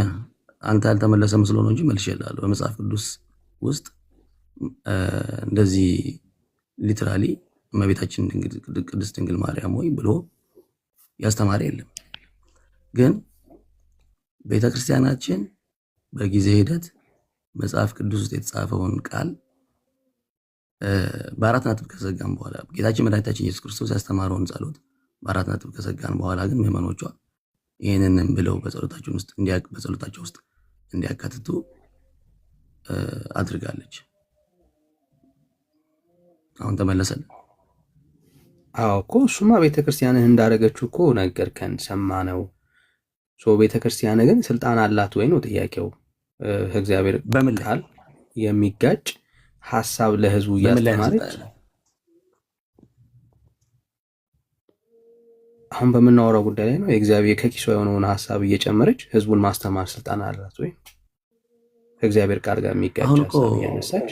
እኔ እኮ ሀሳቤን እኮ ግልጽ አድርጌልሃለሁ። አንተ አሁን አልገባህም ነው እንጂ ሀሳቤን በደንብ ግልጽ አድርጌልሃለሁ። ጌታችን መድኃኒታችን ኢየሱስ ክርስቶስ በመጽሐፍ ቅዱስ ላይ እኮ ልመልስልህ፣ ጠየቀኝ ልመልስልህ። ጌታችን መድኃኒታችን ኢየሱስ ክርስቶስ በመጽሐፍ ቅዱስ ላይ አባታችን ሆይ እናንተስ በምትጸልዩበት ጊዜ እንዲህ ብላችሁ ጸልዩ ብሎ በቃሉ አስተምሮናል። ምን ብሎ አስተማረና? አባታችን ሆይ በሰማይ የምትኖር ብሎ መጨረሻ ላይ እስከ መዝጊያው ድረስ ያለው ያንን በአራት ነጥብ ዘግታለች ቤተክርስቲያናችን እኮ። ከዛ ቀጥላ አይደለም ያን የጻፈችው። ያንን በአራት ነጥብ ከዘጋች በኋላ ቀጥላ ነው እንጂ የምን አራት ነጥብ ነው የምታወራው? አሳየኝ። የምን አራት ነጥብ ነው የምታወራው? አሳየኝ። ጸሎት ምኑን ላሳይ? ጸሎቱን አሳየኝ። በአራት ነጥብ እንደተዘጋ ላሳይ። አራት ነጥብ ማለት ምን ማለት ነው? አራት ነጥብ ማለት የአንድን አረፍተ ነገር መዝጊያ ወይንም የአንድ በአረፍተ ነገሮች የተዋቀረ ምንድን ይባላል? እነሱን ሀሳቦቹን የሚዘጋ በአራት ነጥብ ትዘጋለህ። አረፍተ ነገርም በአራት ነጥብ ይዘጋል። ዞሮ ዞሮ አሁን የአራት ነጥብ አስፈላጊነቱ አራት ነጥብ ተዘጋ ማለት ቀጥለ ሌላ ነገር ሀሳብ ትጨምራለህ ማለት ነው እንዴ? ቤተክርስቲያን እኮ እያወራን ያለ ነው ስለ ስርዓት ነጥብ አለም እየተነጋገርን ያለ ነው። ሀሳብ ነው እያወራን ያለ ነው። አልቀላቀል ነው ተቀላቅሎ ኮንሰይሽ አንዴ ረጋ ብል አራት ነጥብ የምታወራው በጽሁፍ ላይ ስርዓት ነጥቡን ለማያያዝ ግን ድምጽ ግን በደንብ አይሰማኝም። ያንተ ድምጽ ነው በደንብ እየተሰማኝ አለ ድምጽ። ኧረ እስካሁን ድረስ አይ ትንሽ የምትሰማኝ ነው ይሰማኛል እኮ ግን ትንሽ በጣም ትንሽ አንሳብኛል። ትንሽ ጮክ የምትል ምናልባት ሌሊት ስለሆነ ሌሊት ይሆናል። እሺ ችግር ሌሊት ስለሆነ እሺ። ሁለት ፖይንቶችን ያነሳው። የመጀመሪያው ፖይንት ምንድነው? ይህንን ማን ጨመረ ስንል ቤተክርስቲያን ስልጣን ስላላት ነው አልከን። ቤተክርስቲያን ከእግዚአብሔር ሐሳብ ውጭ የሆነውን ጉዳይ ትጨምር የሚል ማስረጃ የለም በእግዚአብሔር ቃል ውስጥ። ያለ ማስረጃ ከራስ ኪስ ነው ያወጣና የነገርከን። ቤተክርስቲያን ስልጣን ስላላት ነው አልክ። ቤተክርስቲያን ከእግዚአብሔር ሐሳብ ውጭ የሆነውን ሐሳብ እየጨመረች ለህዝብ ታስተምር የሚል ስልጣን የላትም ቤተክርስቲያን። አላት የምትል ከሆነ ማሳየት ትችላለህ። ሁለተኛው ፖይንት ያነሳው እግዚአብሔር ሐሳብ ውጭ ነው ታምናለህ? አንዴ ሁለተኛው ፖይንት ደግሞ ደጋግመህ እያነሳ ያለው አራት ነጥብ ነው። እኛ በአራት ነጥብ ከተዘጋ በኋላ ነው ይህንን ጸሎት የምንጸልየው አልክ። ብራዘር አራት ነጥብ ለምን እንደሚገባ ራሱ የገባ አይመስለኝም። ኦኬ አራት ነጥብ የምትጠቀመው በጽሁፍ ላይ ሐሳቡን እዛ የሚያነበው ሰው ሐሳቡ እዛ ጋር እንዳለቀ የሚያሳይ ሐሳብ አረፍተ ነገሩ የተጀመረው አረፍተ ነገር እንዳለቀ የሚጠቁም ነው እንጂ ከዛ ውጪ የምታነሳውን አሁን ለምናነሳው ሐሳብ ከማርያም ጋር የሚገናኘው ነገር ከአራት ነጥብ ጋር ምንም የሚገናኝ ነገር የለውም። ምናልባት ስብከት ላይ ለማሳመር ተጠቅሞበት ከሆነ አላውቅም፣ ግን አሁን ለምናወራው ሐሳብ አይናገርም፣ ምንም አያስተምርም። እያልን ያለ ነው ማርያም ብለህ የምትጸልየው ወደ ማርያም የምታደርገው ጸሎትና ልመና የእግዚአብሔር ቃል የማያውቀው ትምህርት ነው እያልን ያለ ነው። ኦኬ ጌታችን ኢየሱስ ክርስቶስ በጸሎቱ ውስጥ አንድም ቦታ ላይ ለፍጡር ወደ መጸለይ አላስተማርም። ኃጢአተኛ በደለኛ ሰው ራሱ አምላኩንና ፈጣሪውን እንዲያዋራው ብቻ ነው ያስተማረው። ያ ጸሎት ውስጥ የሌለ ኮንሰፕት በአዲስ ኪዳንም ይሁን በብሉይ ኪዳን ያልተደረገ ልምምድ ወደ ማርያም እንድትጸልይ የሚያደርግህ መጽሐፍ ቅዱሳዊ ማስረጃ የለም ነው እያልን ያለ ነው። ኦኬ ምናልባት ከአንተ ጋር ያልተግባባንበት ነገር ሊኖር ይችላል። አሁን ምንድነው መሰለህ፣ አሁን ጥያቄ የነበረው ምንድነው አባታችን ሆይ ከላይ እዚህ ጋር የኤርሚያስ ፔጅ ላይ አለ። አባታችን ሆይ ጌታ ያስተማረው እመቤታችን ሆይ ሰው የሰው ትምህርት ነው የሚለው ርዕሱ ይሄን ይመስለኛል። ያለ ርዕሱ የሰው ትምህርት ነው። አሁንም ያረጋገጥክልን እኮ የሰው ትምህርት እንደሆነ ነው እየነገርከን ያለው።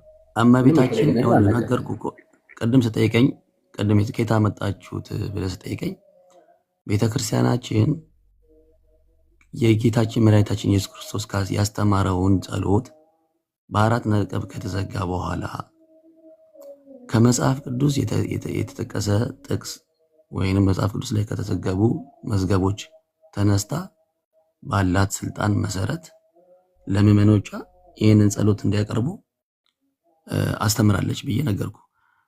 ይሄ ደግሞ ሲደረግ ደግሞ እኛ ክርስቲያኖች መጽሐፍ ቅዱስ ብቻ እንደናንተ መጽሐፍ ቅዱስ ብቻ ብለን ስለማናምን ከዛ የተነሳ ቤተክርስቲያናችን ይህንን ጸሎት ለምዕመኖቿ ታስተምራለች ማለት ነው። ጸሎቱ ግን ዝም ብሎ ከመጽሐፍ ቅዱስ ውጭ የሆነ አይደለም። ሁሉንም ዘርዝረ ስታየው ሁሉም ከመጽሐፍ ቅዱስ የወጣ ነው።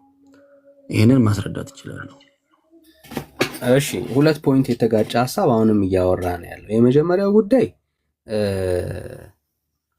ጌታችን ኢየሱስ ክርስቶስ ያስተማረው ይሄ ጸሎት ነው። እሱ ካስተማረው በኋላ ሌላ ጸሎት ደግሞ እንጨምራለን ነው እያልከ ያለው።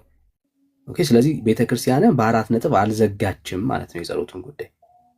አየህ ጌታችን ኢየሱስ ክርስቶስ እንድንጸልይ የነገረን ትምህርት ቤተክርስቲያኒቷ አላመነችበትም ማለት ነው። የቀረ ሐሳብ አለ ማለት ነው።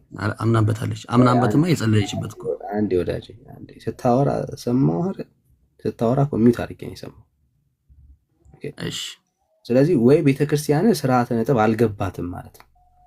ጌታችን ኢየሱስ ክርስቶስ ያስተማረውን ጸሎት ጨርሳ ከዛ በኋላ ደግሞ ከፍታ ድጋሚ ሌላ ጸሎት እያስተማረች ነው ያለችው። ለምሳሌ ኃጢአትን ይቅር እንዲልህ እግዚአብሔርን ለምነ፣ አሁን ደግሞ ደግመ ማርያም በኩል ደግሞ ጸሎትና ልመናን ደግሞ እያቀረብክ ነው ያለው።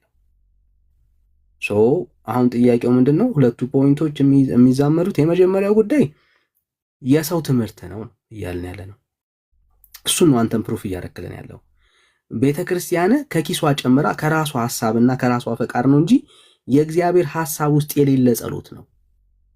ኦኬ ሐሳቡ ድርጊቱ መልአኩ ገብርኤል ሰላም ብሏታል፣ ምንም ጥያቄ የለውም። መጽሐፉ ላይ ሰላምታ አቅርቦላታል፣ ምንም ጥያቄ የለውም። አለ ወይ የማርያም ስም አለ መጽሐፍ ቅዱስ ላይ፣ የገብርኤል ስም አለ ወይ አለ። ወደ ማርያምና ወደ ገብርኤል ግን ይህንን ጸሎትና ልመና አቅርቡ የሚል ግን ትምህርት የለም ነው እያልን ያለ ነው።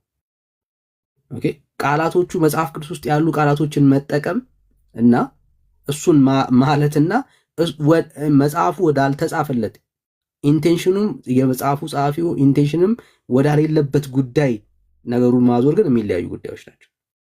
እናንተ እያደረጋችሁ ያላችሁት ምንድነው? እሱ ይሄ ጸሎትና ልመና የሰው ትምህርት ነው ስንል የእግዚአብሔር ትምህርት የጌታ ትምህርት ምንድነው? እሱ ጸሎት ልመና ወደ ፈጣሪ እንዲቀርብ በዙፋኑ ላይ ለተቀመጠው ለሰራዊት ጌታ እግዚአብሔር እንዲደርስ ነው የተጠየቀው።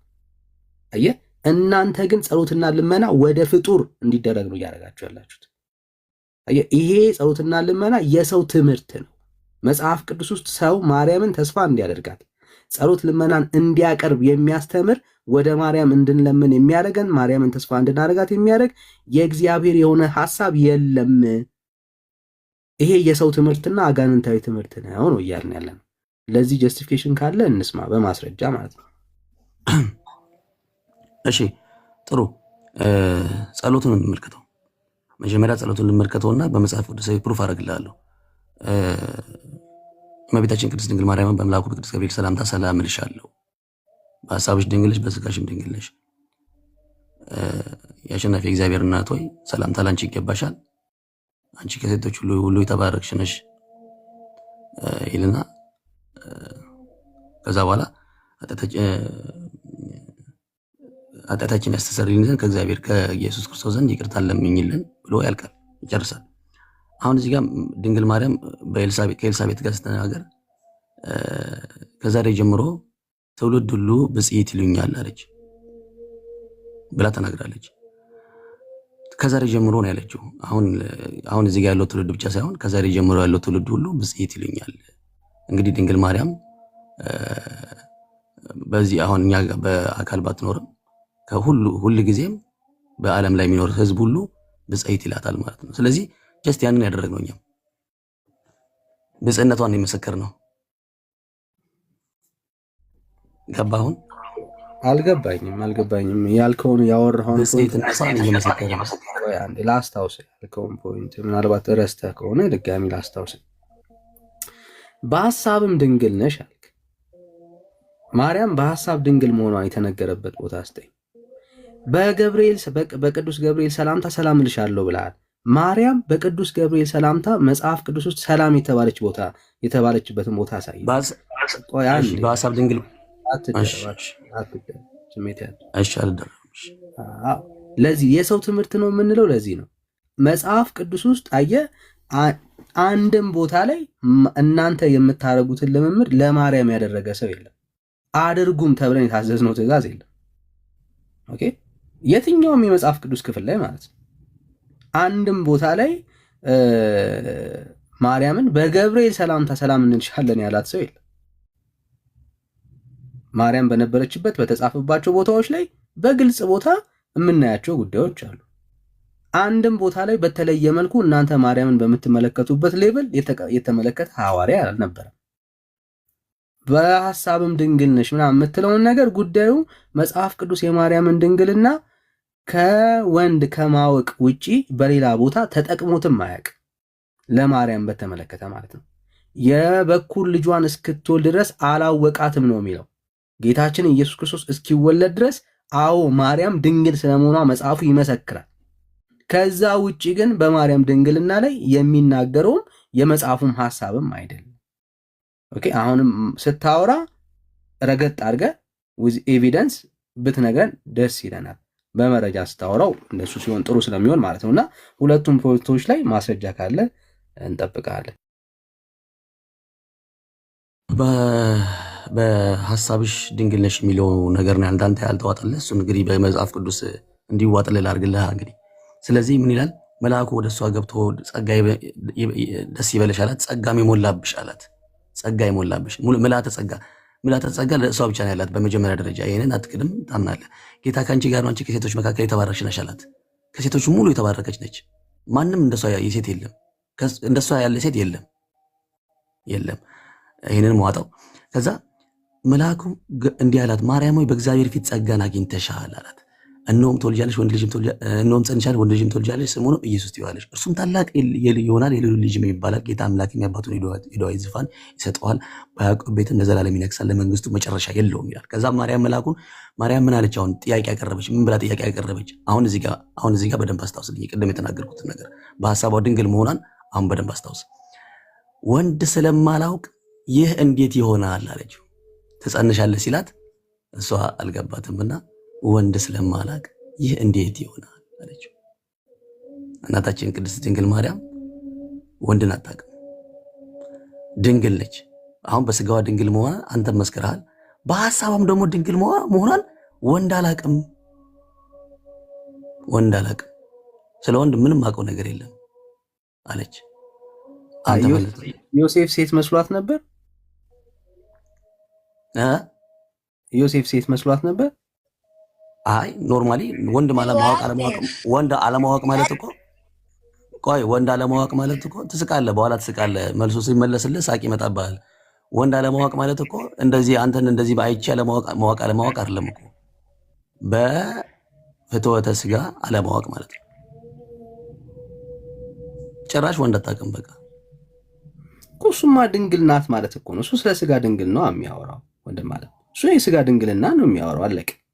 ከዛ ውጪ በሐሳብሽ ድንግል ነሽ የሚል የኦርቶዶክስ ተረት ሐሳብ ፍላጎት ነው እንጂ ማርያም ስለ መጽሐፉ በሐሳብ ድንግል አለመሆኗን በምን አወቅ? አንተ በሐሳብ ድንግል አይደለችም ነው የምትለው? አትደረብላች።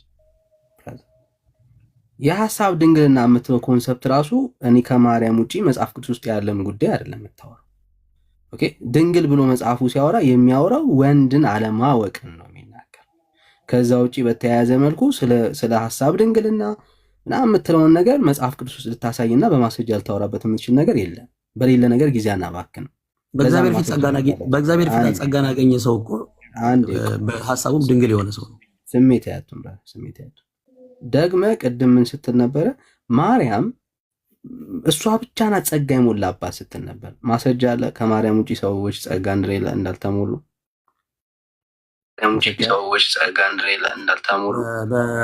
ከድንግል ማርያም ውጪ ጸጋ ያለው ሰው የለም አላልኩም። እኔ ግን ጸጋ ሙሉ ነች ነው የሚለው ቃሉ። የሚለው ጸጋን የተሞላሽ ነው የሚላት። ምልዕተ ጸጋ ይባላል ማለት የተለያየ ነው። ለአንዱ የማስተማር ጸጋ፣ ለአንዱ የሌላ ጸጋ ይሰጣል። ግን የድንግል ማርያም ጸጋ ግን ምልዕተ ጸጋ ነች የምትባለው ማለት ምንም በቃ የጸጋው ሁሉ አይነት ጸጋ አላት። በቃ የተሞላች በጸጋ የተሞላች ነች። በእግዚአብሔር ፊት ደግሞ ጸጋን አግኝታለች ማለት ነው። ስለዚህ እናታችን ድንግል ማርያም ንጽሕት ነች። ራሷ እኮ ጽሕት ይሉኛል እኮ አለች እኮ ራሷ መሰከረች እኮ። እግዚአብሔር በመንፈስ ቅዱስ ተሞልታ ስታወራ ምን አለች? ከዛሬ ጀምሮ ትውልዱ ተቀየረሽ ብታረጎዳን ቆይ አይ ችግር የለም እዚህ ጋር አልጠይቅ ነው። ጸጋን ሁሉ ተሞልታለች። ጸጋን የሞላሽ ወይ ብሎ ስላላት ጸጋን ሁሉ ተሞልታለች፣ ያልተሞላችሁ ጸጋ የለም ብለሃል። ግን ለምሳሌ የማስተማር ጸጋ ተሞልታለች፣ የመስበክ ጸጋ ተሞልታለች፣ ትንቢትን የመናገር ጸጋ ተሞልታለች። አዎ ከታች እኮ ከኤልሳቤጥ ጋር ስትነጋገር እኮ ተናግራለች። ምን ብላ ተናግራለች? ወንጌልን ሰብካለች። ነፍሴ ጌታን ታከብረዋለች፣ መንፈሴ በአምላኬ በመድኃኒቴ ሐሴት ታደርጋለች ይላል። የባሪያይቱን መርወድ ተመልክቷል። እንደውም ከዛሬ ብርቱ የሆነ አሁን የትንቢት ጸጋ አላት። ቆይ ከማን ጋር ስትነጋገር ነው? ከማን ጋር ስትነጋገር ነው ያንን ያለችው? ከኤልሳቤጥ ጋር ስትነጋገር አሳየኝ። ከኤልሳቤጥ ጋር ስትነጋገር ይህንን አለች ብሎ የሚለውን አሁን ያልከውን ክፍል አሳየኝ። ቁጥር 46 ላይ ያለው ማለት ነው። ሉቃስ ወንጌል ምዕራፍ 1 ቁጥር 41 ላይ ኤልሳቤጥም የማርያምን ሰላምታ በሰማች ጊዜ ጽንሱ በማኅፀኗ ዘለለ፣ ኤልሳቤጥም በመንፈስ ቅዱስ ሞላባት ይላል። በታላቅ ድምፅ ጮኻ እንዲህ አለች፣ አንቺ ከሴቶች መካከል የተባረክሽ ነሽ፣ የማኅፀንሽም ፍሬ የተባረከ ነው ካለች በኋላ የጌታዬ እናት ወደ እኔ ትመጣ ዘንድ እንዴት ይሆንልኛል አለች። እነሆም የሰላምታሽን ድምፅ በጆሮዬ በመጣ ጊዜ ጽንሱ በማኅፀኔ በደስታ ዘለዋልና አለች። ጌታም ከተነገረላት ቃል ይፈጸማልና ያመነች ብፅዕት ናት። ማርያምም እንዲህ አለች ይላል። ከዛ በኋላ ማርያም ምን አለች? ነፍሴ ጌታን ታከብረዋለች፣ መንፈሴም በአምላኬ በመድኃኒቴ ሐሴት ታደርጋለች። የባሪያይቱን ውርደት ተመልክተዋል። አሁን ይሄ ራሱ ይሄ ትምህርት ነው ትንቢት ነው ወይ ስብከት ነው? ትምህርት ነው ትንቢት ነው ስብከት ነው? ይሄ የእግዚአብሔርን ቃል በዚህ ንግግር ውስጥ የእግዚአብሔርን ቃል የኔን ጥያቄ ሰማኝ። ጸጋን ሁሉ ተሞልታለች የሌላ ጸጋ የለም ነው ብላ ያልከኝ። የማስተማር የመተንበይ የመስበክ አጋንንትን የማስወጣት በሽተኞችን የመፈወስ እንደዚህ አይነት ጸጋ ስጦታዎች አሉ የተዘረዘሩ ማለት ነው። የትኛውን ነው የተሞላችሁ? ይሄ ትምህርት ነው ወይስ ንግግር ነው ወይስ ስብከት ነው? ትንቢት ነው ወይስ ምንድን ነው? ቃሉ የሚለውን ነው የምልልህ።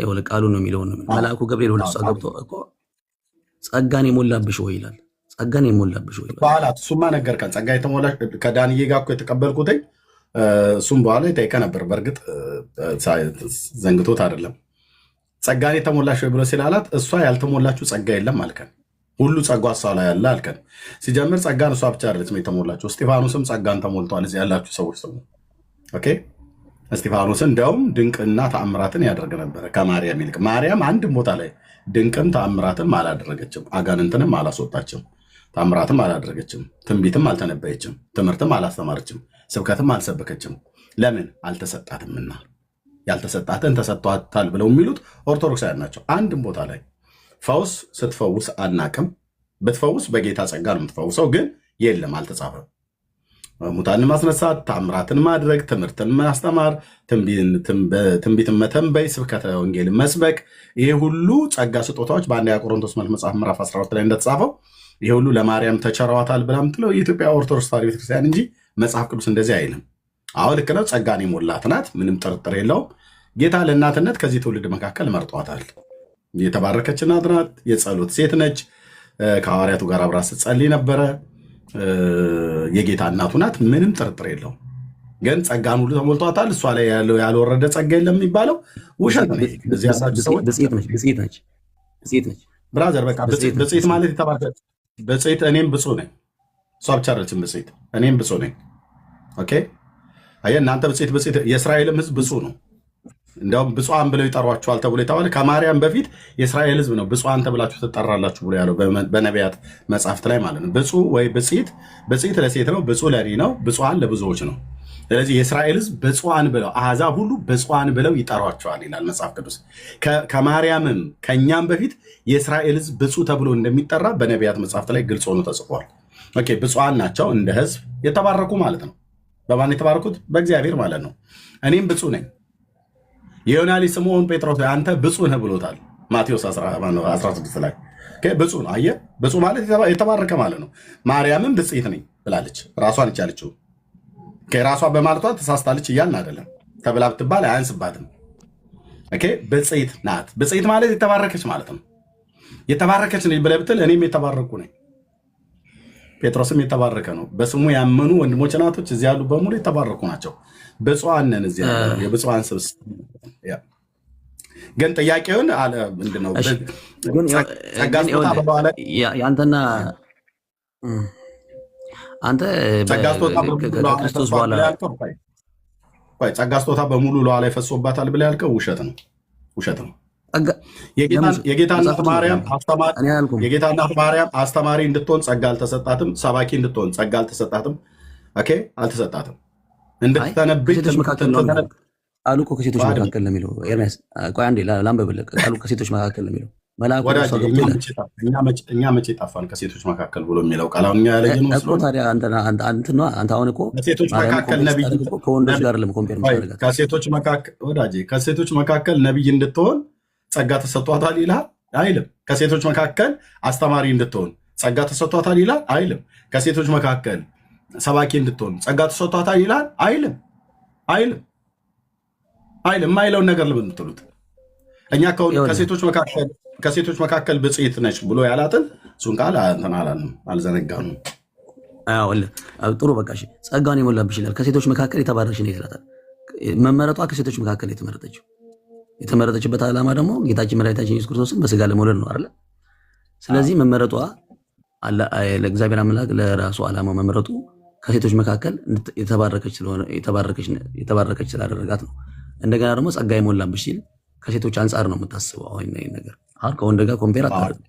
ከሴቶች መካከል እንጂ ከወንዶች ግን እነ እስጢፋኖስ ሁሉ እኩል ተሞልተዋል ጸጋ። አንተ ግን ቅድም ስትናገር የነበረው ጸጋን የሞላት ከፍጥረት ውስጥ እንደሷ ማንም የለም ስትል ነበር። እስጢፋኖስ አለ እንደ ድንግል ማርያም ያለው ክብር እኮ ማንም የለም። እስጢፋኖስ አለ ጸጋ የተሞላ አሁን ክብር ብሎ የሚለውን ተው። እስጢፋኖስ አለ። እስጢፋኖስም ጸጋን ተሞልቶ ይላል። አየህ ተሞልቶ ማለት ነው።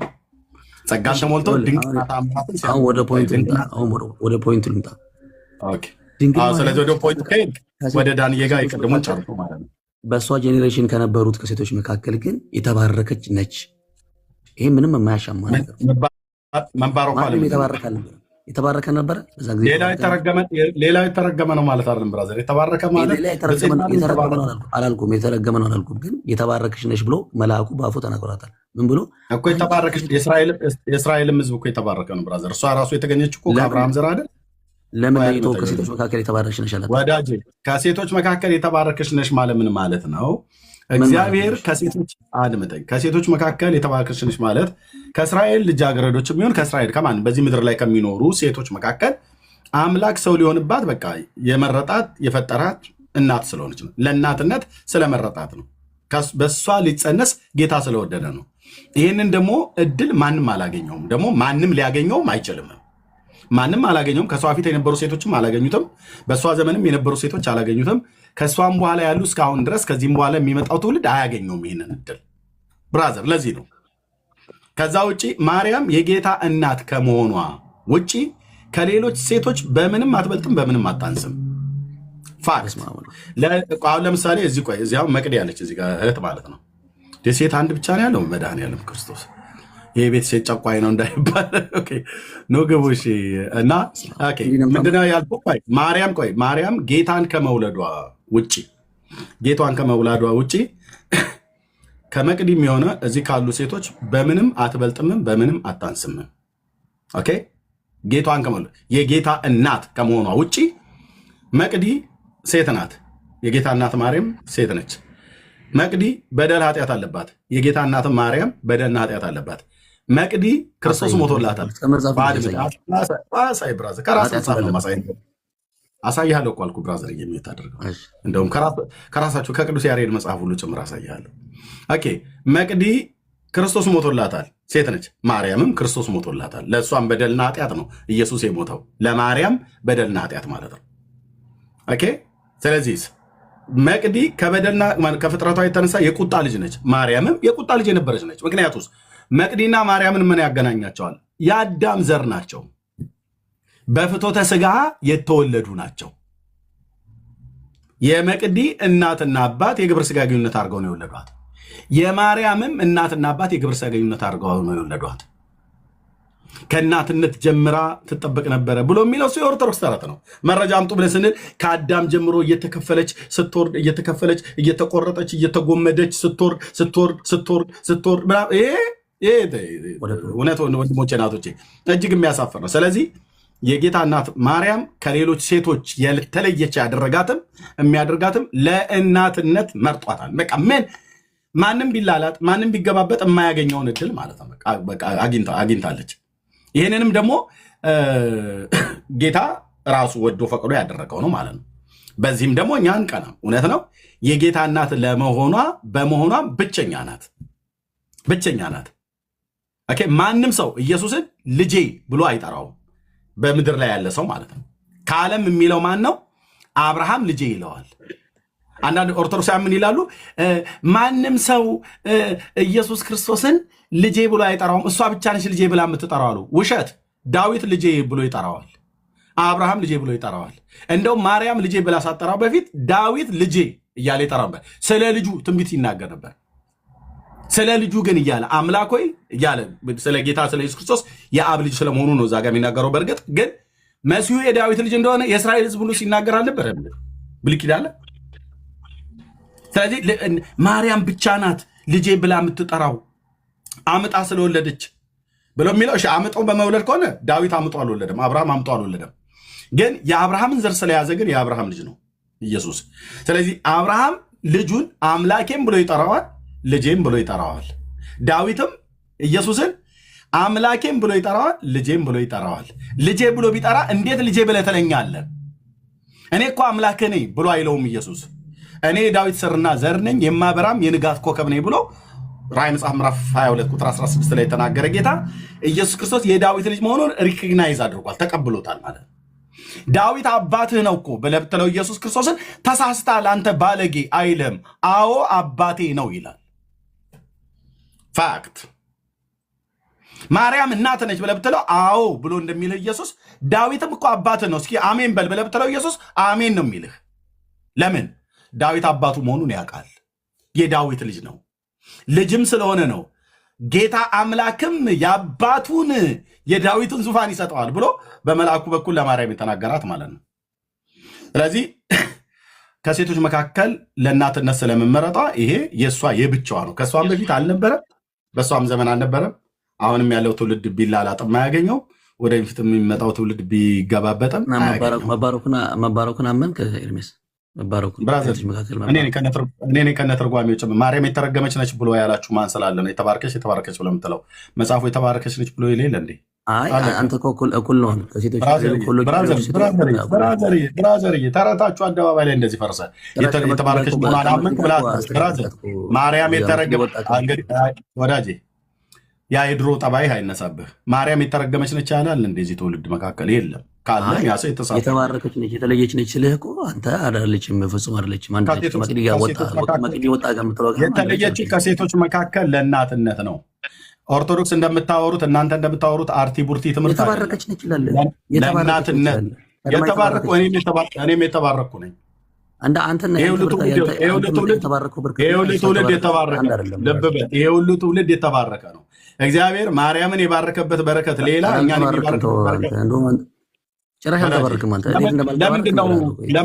ለምንድነው ሰው ሲያወራ የምታወራው? እኔ የተባረኩ ነኝ ስትል ነው አንተ እንዳልተባረክ ነገር እኔ የተባረኩ አንተ ማለት ትችላለህ። እኔ የተባረኩ የእሷን መባረክ አሁን ሚዩት አድርጌ እኔ ልናገርና አንተ አየህ የእሷን መባረክ ትናገራለህ። እኔ የተባረኩ ነኝ ብዬ ስል ግን አልተባረክም። እንደዚህ አይደለም። አየህ እኔ መጽሐፍ ሲነግረን እግዚአብሔር ከክፋታችሁ እየመለሰ ይባርካችሁ ዘንድ ብላቴናውን ላከው ብሎ ስለሚል ዌልካም። እንኳን ወደ ጴንጤ ቤት መጣ ብራዘር። እግዚአብሔር ዓለሙን የባረከው በልጁ በክርስቶስ ኢየሱስ ልጁን በመስጠት ዓለምን እግዚአብሔር ባርኳል። ይህንን የእግዚአብሔርን በረከት የሆነውን ልጁን ኢየሱስ ክርስቶስን መቀበል ያንተ ፈንታ ነው። ስትቀበለው ትባረካለህ። የእግዚአብሔር ባርኮት በልጁ በክርስቶስ ኢየሱስ በኩል ለአንተ ይደርሳል ማለት ነው። እኔ ግን የእግዚአብሔር ባርኮት የዛሬ 28 ዓመት ወደ ጴንጤዎቹ ጋር ስመጣ ያ የእግዚአብሔር ባርኮት በልጁ በክርስቶስ ኢየሱስ ከክፋታችሁ እየመለሰ ይባርካችሁ ዘንድ ብላቴናውን ሰደደው ብሎ ጴጥሮስ በተናገረው ቃል መሰረት የአብን ልጅ የዳዊትን ልጅ ጴንጤዎቹ ተቀበል ብለው ሲሉኝ እንደ ቃሉ እውነት ተቀበልኩት። ስለዚህ ከዛሬ 28 ዓመት ጀምሮ አም ብለስድ የተባረኩ ሰው ነኝ። እኔ ብፁዕ ሰው ነኝ። ወንድሞች እናቶች የታች ያላችሁ ጻፉ። በጌታ በኢየሱስ ክርስቶስ ምታምኑ ብፅዕት ማርያም ብቻ አይደለችም። አንቺ በክርስቶስ ኢየሱስ ታምኛለሽ አይደል? መቅድዬ ብፅዕት ሴት ነኝ ብለሽ ጻፊ። የአንቺ ብፅዕና ከማርያም ብፅዕና አይበልጥም፣ የማርያምም ከአንቺ ብፅዕና አያንስም። አንቺ ብፁዕ ነህ ማለት የተባረክንሽ። በማን የተባረክሽው? በክርስቶስ። ማርያምስ በማን የተባረከችው? በክርስቶስ። ማርያም በሌላ በረከት፣ አንቺ በሌላ በረከት አልተባረክሽም። ኦኬ። በጎ ስጦታ ፍጹም በረከት ከብርሃናት አባት ከሰማያት ይወርዳሉ እንዳለ ያዕቆብ። ስለዚህ ከብርሃናት አባት ከአብ ተልኮ የአብ በረከት መባረኪያው ዓለምን የባረከበት ልጁ ልኮታል። ልጁን በመቀበሌ የአብ በረከት ለእኔ ተቀብያለሁ ማለት ነው። በረከትን ያልተቀበለ ኦርቶዶክሳዊ ነው እንጂ ገና ተቀበል ብለህ ስትለው እኔ አልቀበልም ይልሃል። ኢየሱስ ያንተ ነው አይደለም፣ እኔ የማርያም ነኝ ይልሃል። የኢየሱስ ነኝ ብሎ የሚለውን ሰውዬ ይሰድቡታል። እና ልብ በል አም ብለስድ ጻፉ ወንድሞች እናቶቼ። እኔ በክርስቶስ ኢየሱስ የተባረኩ ነኝ። አንቺ በክርስቶስ ኢየሱስ ታምኛለሽ፣ ጌታን ተቀብለሃል። የተባረከ ትውልድ ነህ ብራዘር።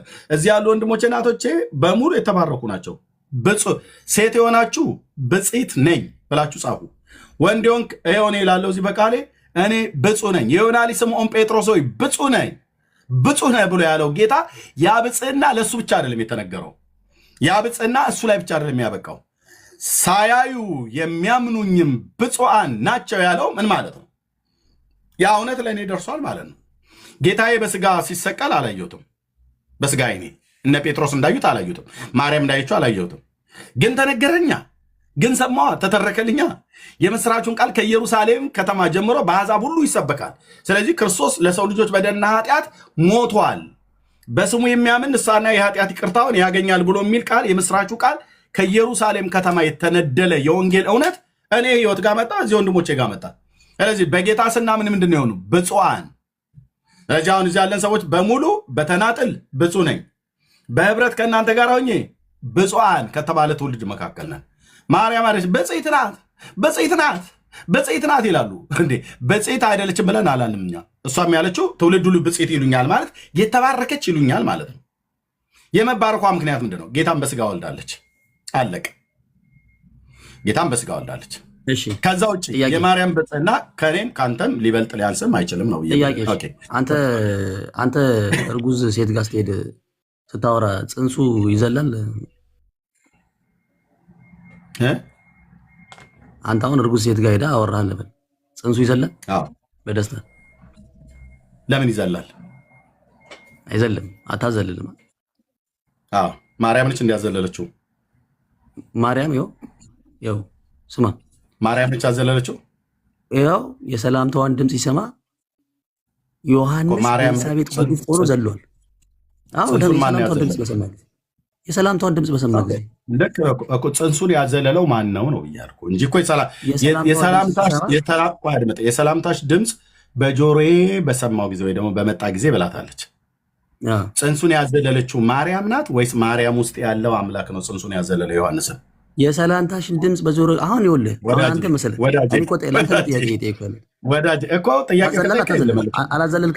አላዘልልም አልከኝ እኮ አንተ አላዘልልም አመንክ እኮ አንተ። አሁን አንተ እኩል አይደለም ማለት ነው። አንድ አመንክ። ቀጥል። ምኑ ነው የምትቀላቀለው? አላዘልልም አልከኝ። እስቲ እኩል አታውራ። ጥያቄ ጠይቀህ ላላ አትበል እንደ አረብ። ፅንሱን ያዘለለችው ማርያም አይደለችም። ፅንስ ያዘለለችው ማርያም ፅንስ አዘላይም ልትሆንም አትችልም። መብትና ስልጣንም ኃይሉም የላትም። ፅንሱን ያዘ እናንተ ናችሁ እኮ ስትዋሹ የነበረው በመዝሙራችሁ ማለት ነው። በመዝሙራችሁ አዱና እየተማመጠ ምን አላችሁ?